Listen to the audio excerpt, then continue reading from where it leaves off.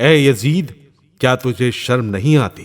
کہ تو اتنے بڑے جرم کا ارتکاب کرنے اور اتنے بڑے گناہ کو انجام دینے کے باوجود فخر و مباحات کرتا ہوا یہ کہہ رہا ہے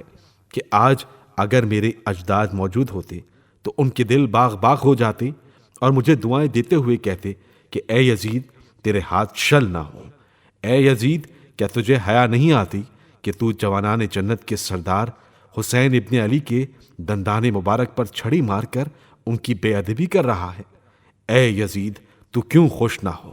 اور فخر و مباحات کی قصیدے نہ پڑھے، کیونکہ تو نے اپنے ظلم و استبداد کے ذریعے ہمارے دلوں کے زخموں کو گہرا کر دیا ہے اور شجر طیبہ کی جڑیں کاٹنے کے گھنونے جرم کا مرتکب ہوا ہے۔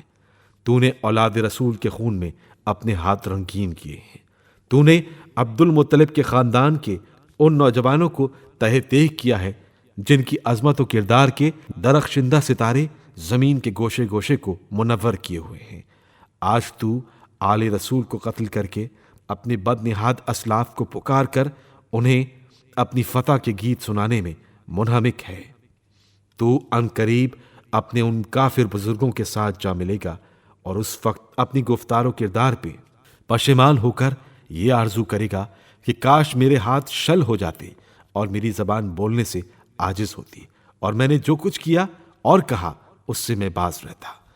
اس کے بعد حضرت زینب نے آسمان کی طرف منہ کر کے بارگاہ الہی میں عرض کیا، اے ہمارے کردگار حق،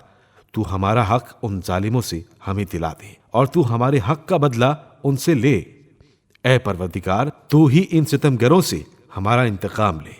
اور اے خدا، تو ہی ان پر اپنا عذاب نازل فرما، جس نے ہمارے عزیزوں کو خون میں نہلایا اور ہمارے مددگاروں کو تہہ تیغ کر دیا۔ اے یزید، تو نے جو ظلم کیا ہے اپنے ساتھ کیا ہے، تو نے کسی کی نہیں بلکہ اپنی ہی کھال چاک کی ہے،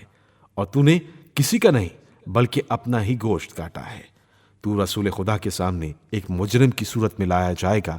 اور تجھ سے تیرے اس گھناؤنے جرم کی باز پرس ہوگی کہ تو نے اولاد رسول کا خون ناحق کیوں بہایا اور رسول زادیوں کو کیوں در بدر پھرایا، نیز رسول کے جگر پاروں کے ساتھ ظلم کیوں روا رکھا۔ اے یزید، یاد رکھ کہ خدا آل رسول کا تجھ سے انتقام لے کر ان مظلوموں کا حق انہیں دلائے گا اور انہیں امن و سکون کی نعمت سے مالا مال کر دے گا۔ خدا کا فرمان ہے کہ تم گمان نہ کرو کہ جو لوگ راہ خدا میں مارے گئے وہ مر مٹ چکے ہیں، بلکہ وہ ہمیشہ کی زندگی پا گئے اور بارگاہ الہی سے روزی پا رہے ہیں۔